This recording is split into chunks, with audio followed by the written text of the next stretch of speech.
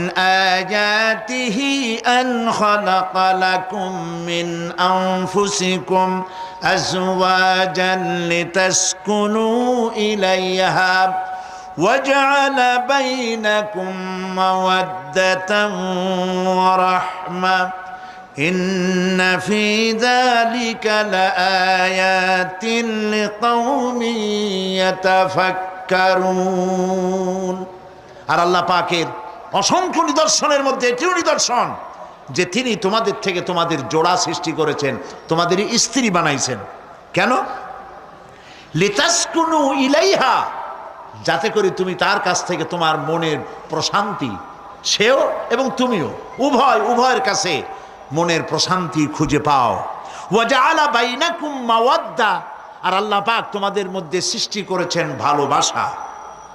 ওয়া রাহমা, আর পরবর্তী সময়